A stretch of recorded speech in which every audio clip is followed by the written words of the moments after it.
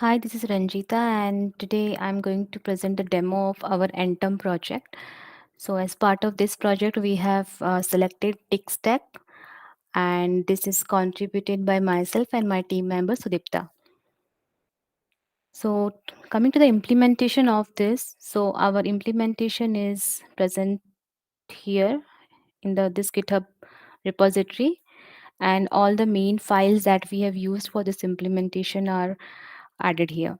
So the first important file is our docker compose.yml, where we have defined all our containers, and after execution of this file we have got all the containers in the running state here in our docker desktop. So this is our first step. So here we can see all the containers are running, and then moving on we have configuration files. So all these configuration files are very important for the connectivity establishment between these containers, and we have three main configuration files. So the first one is telegraph. In this telegraph file we have modified the section where we are exposing the URL. This part, this we have uncommented, and the database telegraph.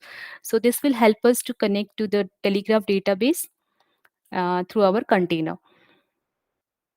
So we will see how we will do that.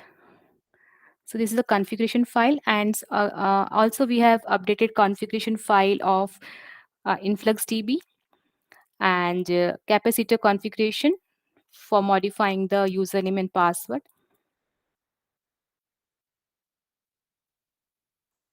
Now, the next thing is to make these containers communicate with each other.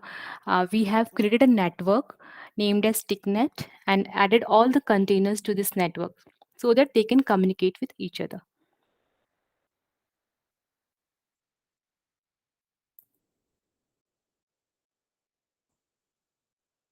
So this is network created, and the driver is bridge so that it can be easy. It can enable communication between all the containers. Now, moving on. So the next step is to log into the uh, bash of influx db, and there we can see this is a command to do that.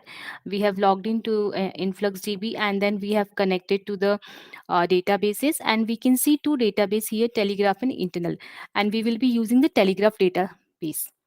So under the telegraph database we can see all these entities, and when we connect to the url of chronograph, there we can see all the visualization respective to these entities. So I'll show that in the docker. So this is where we have connected to this influx, and this is all the entities corresponding to the measurement. Now I'll go to the url. This is the one where we have connected to influx db, and this is our dashboard. So in the dashboard, we can see the visualization of all these entities. So these are system level graphs are generated here. So we can see the CPU usage, file system usage, system load, memory usage, network, IO, processes, and swap.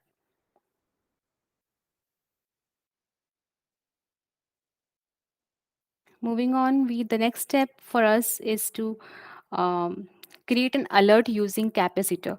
So, these alerts will be helpful to let the system know about any kind of events that are taking place.